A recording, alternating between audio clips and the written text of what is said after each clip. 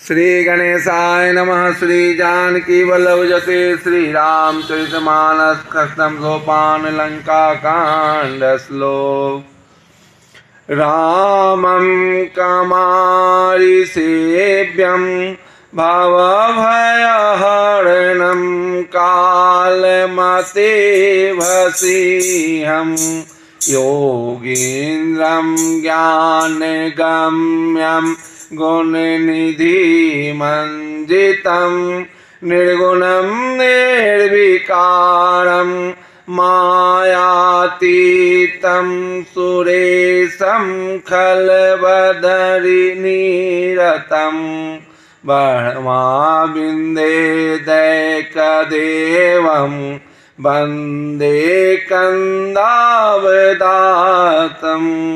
सरसीजनयनं देवमुर्वीशरूपं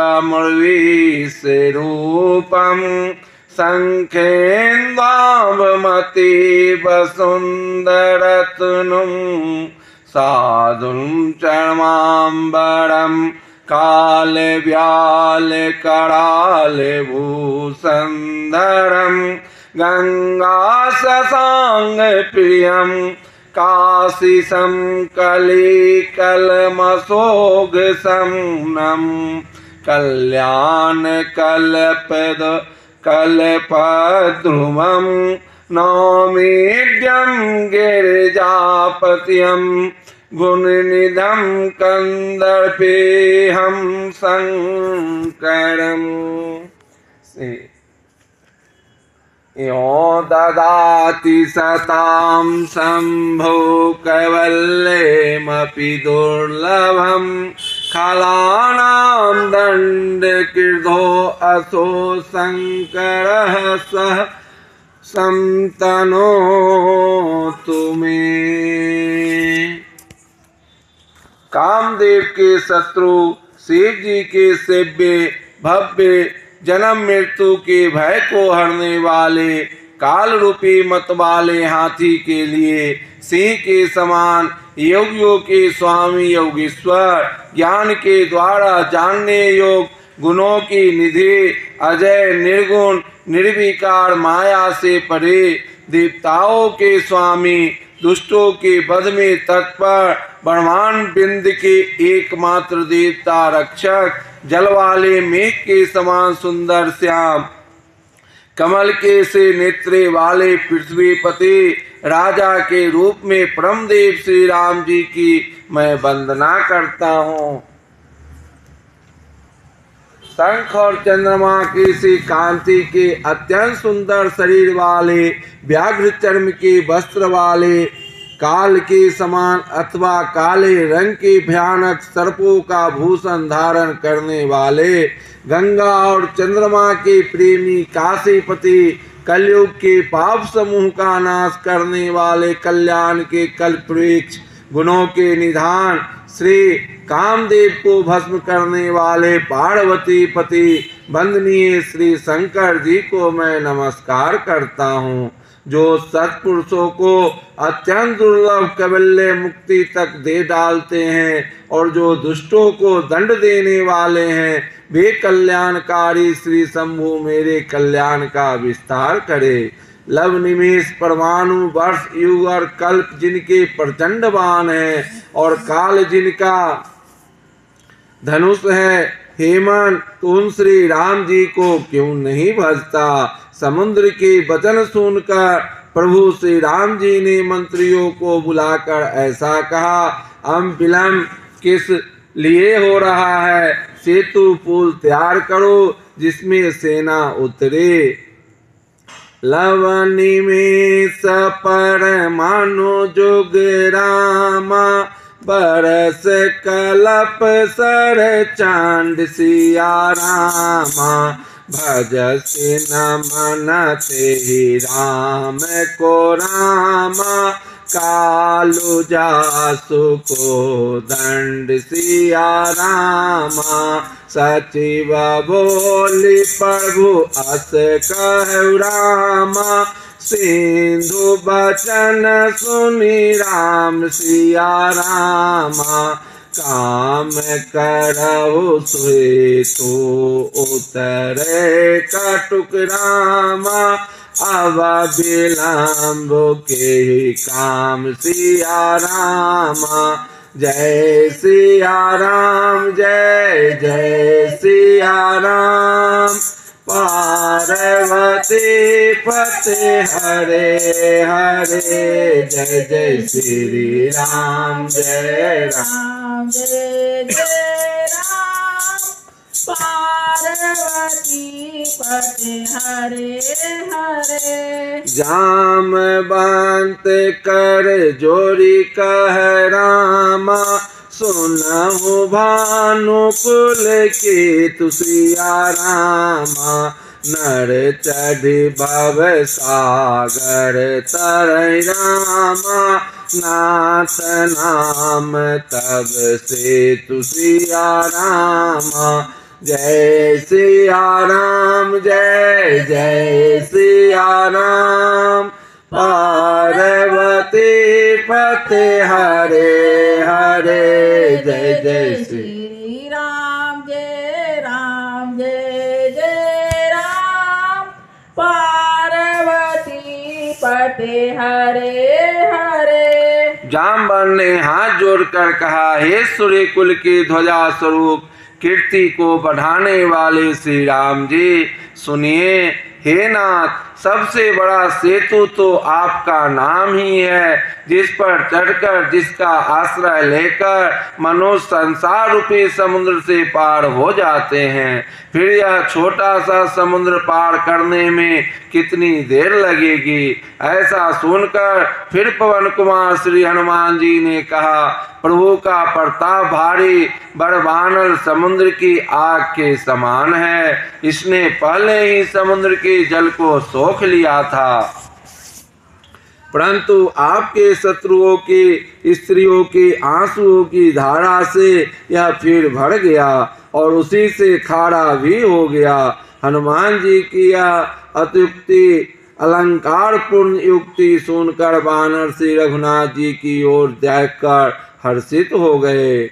जामवंत ने नन नील दोनों भाइयों को बुलाकर उन्हें सारी कथा कह सुनाई और कहा, मन में श्री राम जी के प्रताप को स्मरण करके सेतु तैयार करो। राम प्रताप से कुछ भी परिश्रम नहीं होगा। फिर वानरों के समूह को बुला लिया और कहा, आप सब लोग मेरी कुछ विनती सुनिए। अपने हृदय में श्री राम जी के चरण कमलों को धारण कर लीजिए और सब भालू और बानर एक खेल कीजिए। विकट बानरों के समूह आप दौड़ जाइए और वृक्षों तथा पर्वतों के समूहों को उखाड़ लाइए। यह सुनकर बानर और भालू हुंकार करके और श्री रघुनाथ जी के प्रताप समूह के अथवा प्रताप के पुण्य श्री राम जी की जय पुकारते हुए चले।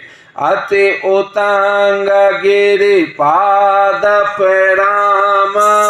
लीलहि लेहि उठाई सिया रामा। आनि देहि नल नीलहि रामा। रचहित से तो बनाई सिया रामा। जय सिया राम जय जय सिया राम। पार्वती पते हरे हरे। बहुत ऊंचे ऊंचे पर्वतों और वृक्षों को खेल की तरह उखाड़ कर उठा लेते हैं और ला लाकर नन नील को देते हैं। वे अच्छी तरह गढ़कर सुंदर सेतु बनाते हैं। बानर बड़े बड़े पहाड़ ला लाकर देते हैं और नल नील उन्हें गेंद की तरह ले लेते हैं। सेतु की अत्यंत सुंदर रचना देखकर कृपा सिंधु श्री राम जी हंसकर वचन बोले, परम राम ओ तमया धरणी। महिमा अमित जाई नहीं भरनी। करी हूँ यहाँ शंभु स्थापना। मोरे हृदय परम कल्पना। यह यहाँ की भूमि परम रमणीय और उत्तम है, इसकी असीम महिमा वर्णन नहीं की जा सकती। मैं यहाँ शिव जी की स्थापना करूँगा। मेरे हृदय में यह महान संकल्प है। श्री राम जी के वचन सुनकर वानरराज सुग्रीव ने बहुत से दूत भेजे, जो सब श्रेष्ठ मुनियों को बुलाकर ले आए। शिवलिंग की स्थापना करके विधि पूर्वक उनका पूजन किया। फिर भगवान बोले, शिव जी के समान मुझको दूसरा कोई प्रिय नहीं है। जो शिव जी से द्रोह रखता है और मेरा भक्त कहलाता है, वह मनुष्य स्वप्न में भी मुझे नहीं पाता। शंकर जी विमुख होकर विरोध करके जो मेरी भक्ति चाहता है, वह नरकगामी मूर्ख और अल्प बुद्धि है। शंकर प्रिय मम द्रोही रामा, शिव द्रोही मम दास सिया रामा। ते नर करहि कलप भरी रामा, घोर नरक महु वास सिया रामा। जय सिया राम, जय जय सिया राम। पार्वती पते हरे हरे, जय जय श्री राम, जय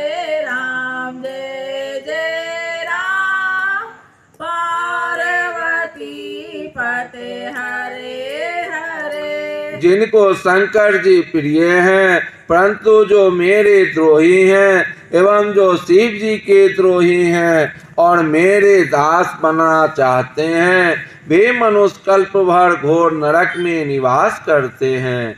जो मनुष्य मेरे स्थापित किए हुए इन रामेश्वर जी का दर्शन करेंगे, वे शरीर छोड़कर मेरे लोक को जाएंगे, और जो गंगा जल लाकर इन पर चढ़ावेंगे, वह मनुष्य सायुज्य मुक्ति पावेंगे, अर्थात मेरे साथ एक हो जाएगा। जो छल छोड़कर और निष्काम होकर श्री राम जी की सेवा करेंगे, उन्हें शंकर जी मेरी भक्ति देंगे, और जो मेरे बनाए सेतु का दर्शन करेगा, वह बिना ही परिश्रम संसार रूपी समुद्र से तर जाएगा।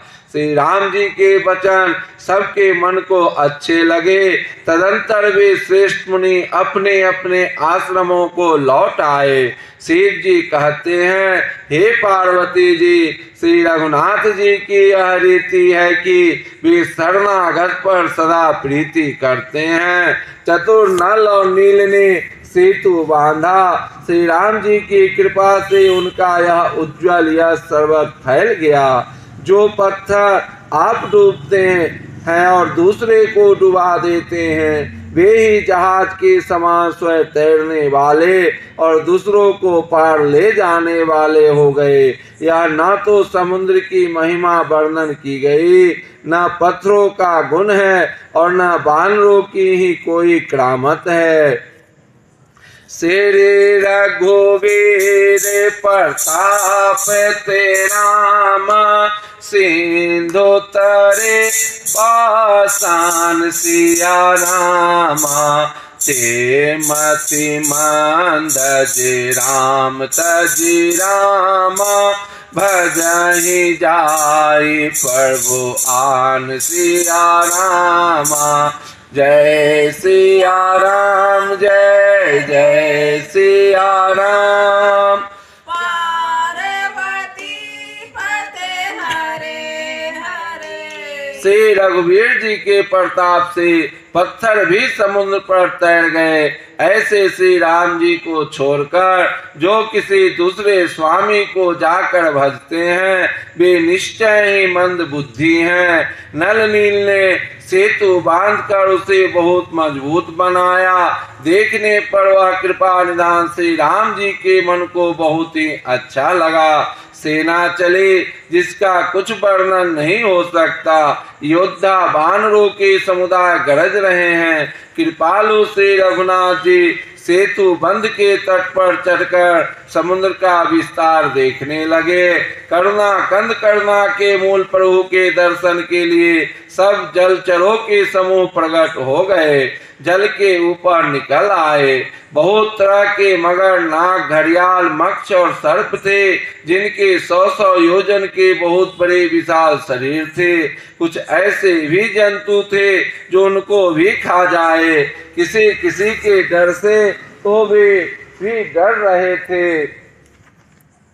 वे सब बैर विरोध भूलकर प्रभु के दर्शन कर रहे हैं, हटाने से भी नहीं हंसते। सबके मन हर्षित हैं, सब सुखी हो गए। उनकी आड़ के कारण जल नहीं दिखाई पड़ता। वे सब भगवान का रूप देखकर आनंद और प्रेम में मग्न हो गए। प्रभु श्री रामचंद्र जी की आज्ञा पाकर सेना चली। वानर सेना की विपुलता अत्यधिक संख्या को कौन कह सकता है। सेतु बंद पड़ी भीड़ हो गई। इससे कुछ वानर आकाश मार्ग से उड़ने लगे। सेतु बंध भये भीड़ अति रामा, कही नभ पंथ उड़ाई सिया रामा। अपर जल चरणनि ऊपर रामा, चढ़ी चढ़ी पारहि जाय सिया रामा। जय सिया राम, जय जय सिया राम।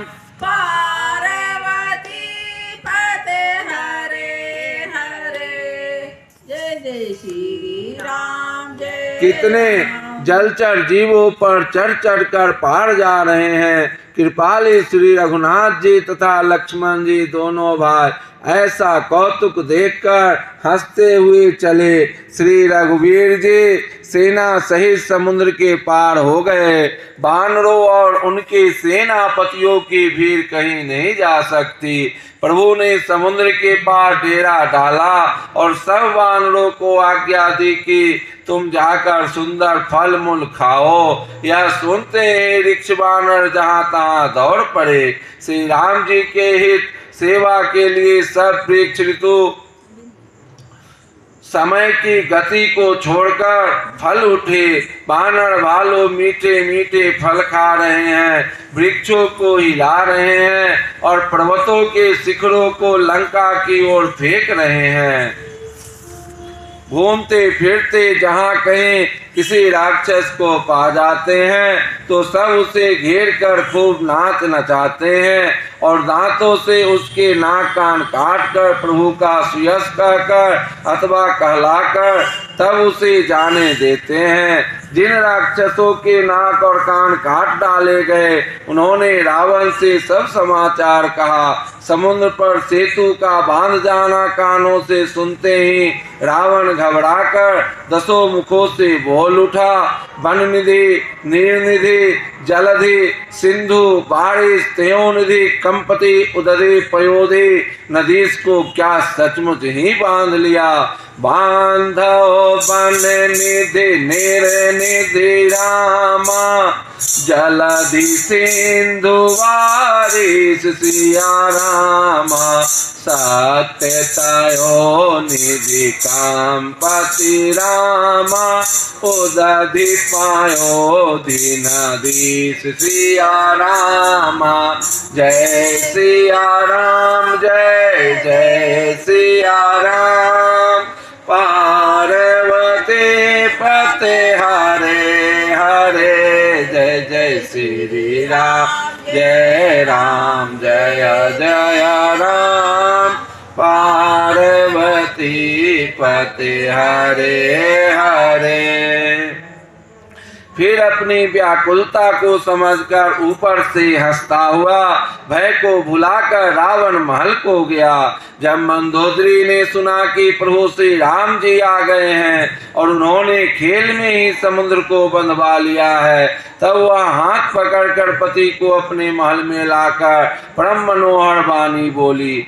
चरणों में सिर नवाकर उसने अपना आंचल पसारा और कहा, हे प्रियतम, क्रोध त्याग कर मेरा वचन सुनिए। हे नाथ, बैर उसी के साथ करना चाहिए जिससे बुद्धि और बल के द्वारा जीत सके।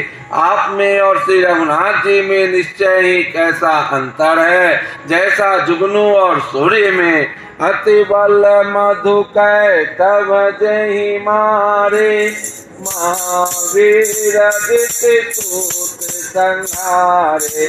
जहि बलि बांधिका भुज मारा, सोई अवसर हरण मही भारा। जिन्होंने विष्णु रूप से अत्यंत बलवान मधु और कैटभ दैत्य मारे और बारह और नरसिंह रूप से महान सूरवीर दीति के पुत्रों हिरणाक्ष और हिरण्यकश्यप को संहार किया, जिन्होंने वामन रूप से बलि को बांधा और परशुराम रूप से सहस्त्रबाहु को मारा, वे ही भगवान पृथ्वी का भार हरण करने के लिए राम रूप में अवतीर्ण प्रकट हुए हैं। हे नाथ, उनका विरोध न कीजिए जिनके हाथ में काल कर्म और जीव सभी हैं। राम ही सौंपे जानकी रामा, नाय कमल पद माथ सिया रामा। जय सिया राम, जय जय सिया राम।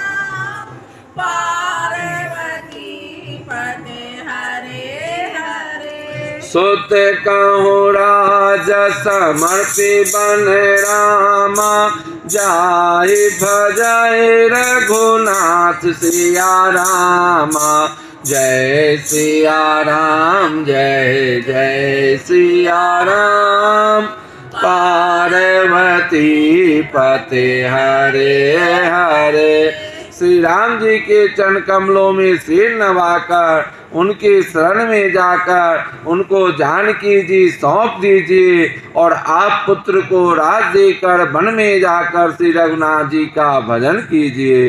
हे नाथ, श्री रघुनाथ जी तो दिनों पर दया करने वाले हैं, सम्मुख शरण जाने पर तो बाघ भी नहीं खाता। आपको जो कुछ करना चाहिए था वह सब आप कर चुके। आपने देवता, राक्षस तथा चर अचर सभी को जीत लिया। हे दशमुख, संत जन ऐसी नीति कहते हैं कि चौथेपन बुढ़ापे में राजा को वन में चला जाना चाहिए। हे स्वामी, वहाँ वन में आप उनका भजन कीजिए जो सृष्टि के रचने वाले, पालने वाले और संहार करने वाले हैं। हे नाथ, आप विश्व की सारी ममता छोड़कर उन्हीं शरणागत पर प्रेम करने वाले भगवान का भजन कीजिए, जिनके लिए श्रेष्ठ मुनि साधन करते हैं और राजा राज्य छोड़कर वैरागी हो जाते हैं। वही कौशलाधीश श्री रघुनाथ जी आप पर दया करने आए हैं। हे प्रियतम, यदि आप मेरी सीख मान लेंगे तो आपका अत्यंत पवित्र और सुंदर यश तीनों लोकों में फैल जाएगा। अस कही नयन नीर भरि रामा, गाय पद कंपित गात सिया रामा। नाथ भजहु रघुनाथ ही रामा, अचल होई अहि बात सिया रामा। जय सिया राम, जय जय सिया राम।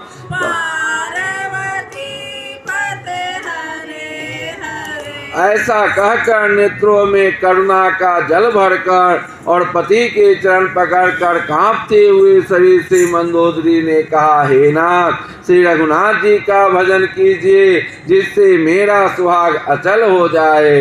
तब रावण ने मंदोदरी को उठाया और यह दुष्ट उससे अपनी प्रभुता कहने लगा, हे प्रिय सुन, तूने व्यर्थ ही भय मान रखा है। बता तो जगत में मेरे समान योद्धा है कौन? वरुण, कुबेर, पवन, यमराज आदि सभी दिक्पालों को तथा काल को भी मैंने अपनी भुजाओं के बल से जीत रखा है। देवता, दानव और मनुष्य सभी मेरे बस में हैं। फिर तुझको यह भय किस कारण उत्पन्न हो गया? मंदोदरी ने उसे बहुत तरह से समझा कर कहा, किंतु रावण ने उसकी एक भी बात न सुनी और वह फिर सभा में जाकर बैठ गया। मंदोदरी ने हृदय में ऐसा जान लिया कि काल के वश होने से पति को अभिमान हो गया है। सभा में आकर उसने मंत्रियों से पूछा कि शत्रु के साथ किस प्रकार युद्ध करना होगा। मंत्री कहने लगे, हे राक्षसों के नाथ, हे प्रभु सुनिए, आप बार बार क्या पूछते हैं? कहिए तो मेरा कौन सा बड़ा भय है जिसका विचार किया जाए? भय की बात ही क्या है? मनुष्य और बानर भालू तो हमारे भोजन की सामग्री हैं। सबके वचन श्रवण सुनि राम, कह पर हंस कर जोर सिया रामा। नीति विरोध न करिए प्रभु रामा, मंत्र न मते अति थोर सिया रामा। जय सिया राम, जय जय सिया राम। पार्वती पते हरे हरे, जय जय श्री राम, जय राम, जय जय राम। पार्वती पते हरे हरे। कानों से सबके वचन सुनकर रावण का पुत्र प्रहस्त हाथ जोड़कर कहने लगा, प्रभु नीति के विरुद्ध कुछ भी नहीं करना चाहिए। मंत्रियों में बहुत ही थोड़ी बुद्धि है। ये सभी मूर्ख खुशामदी मंत्री ठकुर सुहाती मुंह देखी कह रहे हैं। हे नाथ, इस प्रकार की बातों से पूरा नहीं पड़ेगा। एक ही बंदर समुद्र लांघ कर आया था, उसका चरित्र सब लोगों अब भी मन ही मन गाया करते हैं।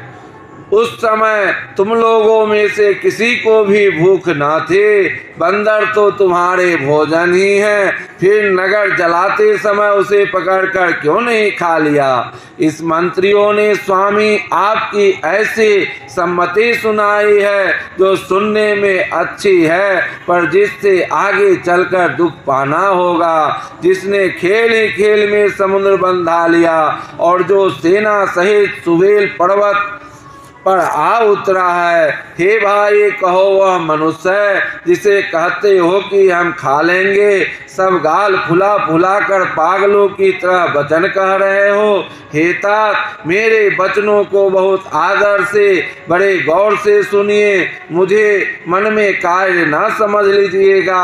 जगत में ऐसे मनुष्य झुंड के झुंड बहुत अधिक हैं जो प्यारे मुंह पर मीठी लगने वाली बात ही सुनते और कहते हैं। हे प्रभु, सुनने में कठोर परंतु परिणाम में परम हितकारी वचन जो सुनते और कहते हैं वे मनुष्य बहुत ही थोड़े हैं। नीति सुनिए, उसके अनुसार पहले दूत भेजिए और फिर सीता को देकर श्री राम जी से प्रीति मेल कर लीजिए। नारी पाए फिर जाहि जो रामा, कौन बढ़ाई रार सिया रामा। नाहित सन मुख समर मही रामा, तात करई हथि मार सिया रामा। जय सिया राम, जय जय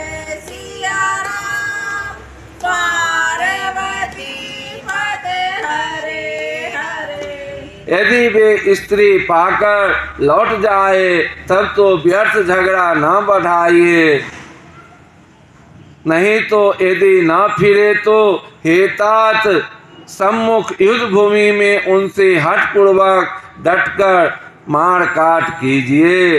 हे प्रभु, यदि आप मेरी यह सम्मति मानेंगे तो जगत में दोनों ही प्रकार से आपका सुयश होगा।